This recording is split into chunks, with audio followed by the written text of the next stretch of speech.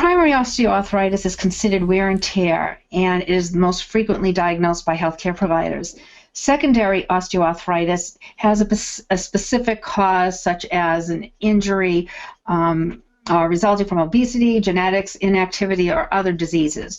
And then there's also post-traumatic osteoarthritis, which is the wearing out of a joint that has had any kind of physical injury. So what exactly is osteoarthritis? It's next page. The breakdown of cartilage causing the bones to react to those areas, often developing bone spurs or growths. The joints may become inflamed and swollen, and when the bones touch without that protective cartilage, the pain and stiffness results. And when we're coding for osteoarthritis, we have a site and laterality designation. And I find that doctors such as orthopedics, podiatrists, chiropractors, they tend to be much more specific with laterality in the site. However, primary care has a tendency to just write osteoarthritis. So primary osteoarthritis typically develops around 55, 60, and it's associated with aging. The longer you use your joints, the more likely you are to get this type of arthritis. The secondary osteoarthritis is either from an injury. If you fracture a bone playing sports or are in a motor vehicle accident, you will most likely develop osteoarthritis in that joint. Obesity, the extra weight bears down on the joints every day, causing the joint to wear away faster. Okay, and we can move that up a little bit more. The inactivity, if you are inactive, you have weaker muscles and tendons that surround the joint, and strong muscles keep the joints properly aligned. And genetics, you may carry a gene that puts you at risk. And then inflammation from other diseases, so that rheumatoid arthritis can increase your risk of getting osteoarthritis later in life. So the next page is a picture of osteoarthritis of the hip. The next page, and you can actually look at the two, and you can see the difference between the normal side of the hip and the one with the osteoarthritis. And the code range for osteoarthritis is M15 to M19. I just happened to pick the M16, osteoarthritis of the hip, and the laterality is identified within the category.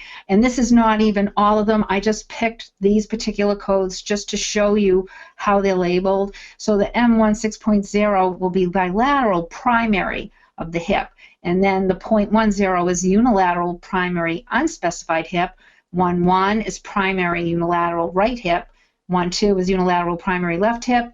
0.4 is unilateral post-traumatic unspecified hip, and then 0.7 is secondary arthritis of hip, other unilateral. And there are a lot more in the M16 as well as the other codes, but I just wanted to point out those key words: primary, post-traumatic, and secondary.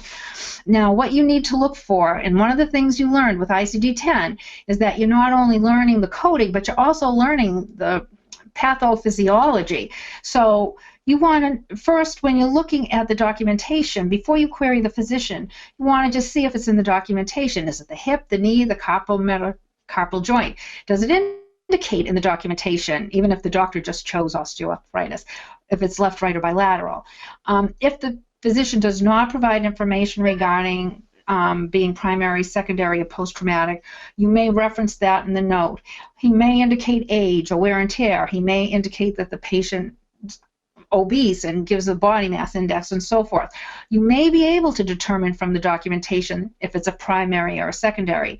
If does the note indicate stiffness or joint enlargement? Does the lab work indicating a white blood count or x-rays taken? Things like that. If you cannot figure it out based on this type of information, then you have to query the physician. I can tell you firsthand that these unspecified codes are not going well with the insurance companies, so you really want to be specific. And so, and the last slide is just one more. I think I have one more slide that might show you the synovial joint. And again, it just shows you what a healthy joint looks like. And then when you look to the osteoarthritis illustration, you can look at where the cartilage is not there, and the whole joint cavity with synovial fluid, it's just very thin, so the two bones are rubbing together, and that's basically what it is. So the primary is wear and tear, secondary is, you know, due to a lot of other factors, and if you can't determine based on documentation, I would query the doctor, you know, unless you want to use unspecified. They're there, but as a biller, I don't recommend it. It's a pain to have to appeal a claim, and they're not liking the unspecified diagnosis codes in most cases. That was one of the questions in the chat. If they just say osteoarthritis, do you code it as unspecified? So your advice is to query the physician, but if you can't do that, then you have to go with the unspecified, right? Right. And again, it really depends on the insurance company, but I can tell you 8 out of 10 times any unspecified codes that the billers that I know use end up having to appeal the claim. The insurances don't like it. So particularly when it comes to the bones. So just saying. And that's pretty much it.